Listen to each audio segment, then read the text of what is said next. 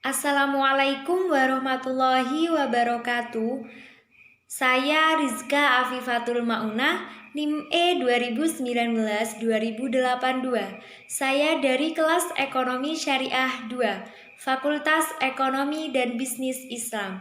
Di sini saya akan memaparkan tentang teori dan analisis produksi untuk memenuhi tugas mata kuliah Ekonomi Mikro Islam dengan dosen pengampu Ibu Nikmatul Masruroh MEI. Di sini saya akan membahas tentang atribut fisik dan nilai dalam produk, input produksi dan berkah, kemuliaan harkat kemanusiaan sebagai karakter produksi, eksplorasi dan pembentukan konsep produksi. Produksi dengan teknologi konstan dan produksi dengan modal tetap. Produksi dalam perspektif Islam bertujuan untuk memperoleh maslahah secara maksimum, bukan untuk mencari laba secara maksimal.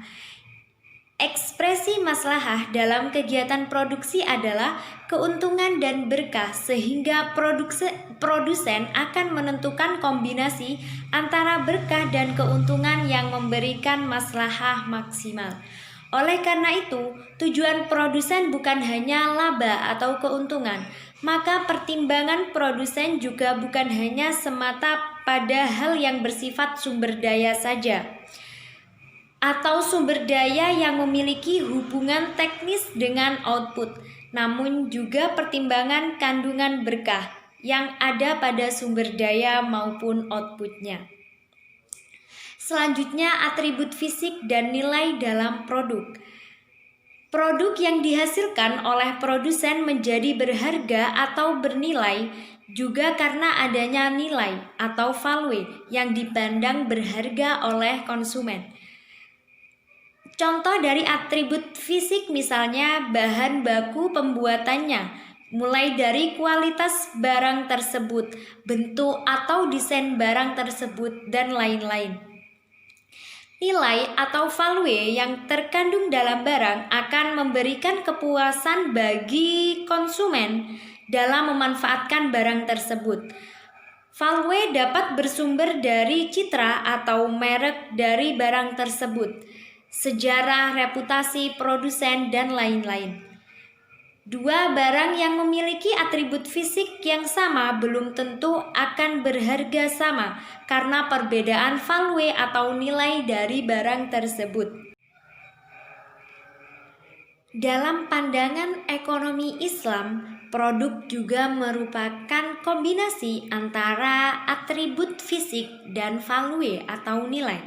Dalam konsep ekonomi Islam, atribut produk mungkin tidak berbeda dengan pandangan pada umumnya, tetapi konsep nilai yang harus ada dalam setiap barang adalah nilai-nilai keislaman atau Islamic value. Adanya nilai-nilai ini pada akhirnya akan memberikan berkah pada setiap barang atau suatu barang. Barang atau jasa yang mengandung berkah yang banyak tidak bisa disamakan dengan barang lain yang mengandung berkah sedikit. Selanjutnya, input produksi dan berkah.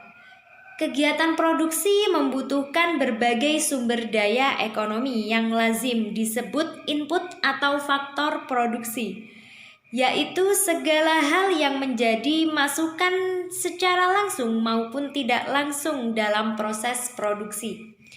Contohnya seperti pembuatan mobil. Kombinasi bahan baku seperti besi, karet, dan lain-lain, tenaga kerja, pengusaha atau entrepreneur, dan pemilik modal. Faktor produksi atau input ini secara garis besar dapat diklarifikasi input manusia atau human input dan input non-manusia non-human input. Kemuliaan harkat kemanusiaan sebagai karakter produksi. Dalam Islam, manusia lebih mulia dari FP yang lain, dari faktor produksi yang lain. Substitusi yang bersifat alamiah, manusia dibekali alat maslahah lebih tinggi diterima oleh Islam. Substitusi yang dipaksakan saat tenaga kerja banyak diganti dengan mesin. Pengangguran tidak sesuai. Eksplorasi dan pembentukan konsep produksi. Eksplorasi nilai dan prinsip Islam dalam produksi. Nilai dan prinsip pokok dalam produksi untuk menghasilkan maslahah maksimum adalah: yang pertama, amanah untuk mewujudkan maslahah maksimum. Yang kedua, profesionalisme ihsan dengan skill dan keahlian. Pembelajaran sepanjang waktu untuk efisiensi, long life learning efisiensi, dan produktivitas. Produksi dengan teknologi konstan. Berdasarkan pembahasan sebelumnya, konsep yang sesuai dengan nilai Islam, konsep yang menganggap teknologi berproduksi sudah konstan.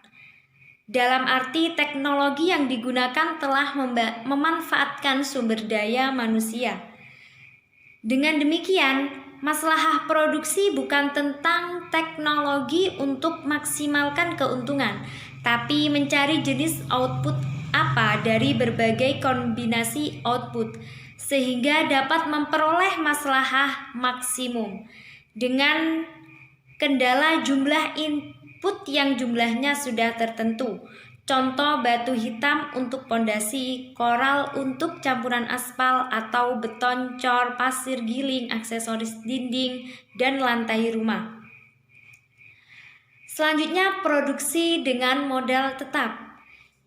Ibnu Khaldun tentang produksi dan manusia. Manusia dibedakan dari makhluk hidup lainnya dari segi upayanya mencari penghidupan dan perhatiannya pada berbagai jalan untuk mencapai dan memperoleh sarana kehidupan. Laba atau produksi nilai utama yang dicapai dari tenaga manusia. Manusia mencapai produksi dengan atau tanpa upayanya sendiri. Contohnya lewat perantara hujan yang menyuburkan ladang, tanah, sawah, dan lain sebagainya. Namun demikian, hal ini adalah pendukung saja. Upaya manusia sendiri harus dikombinasikan dengan hal tersebut. Mungkin itu saja yang dapat saya paparkan. Kurang lebihnya saya mohon maaf. Sekian dari saya. Wassalamualaikum warahmatullahi wabarakatuh.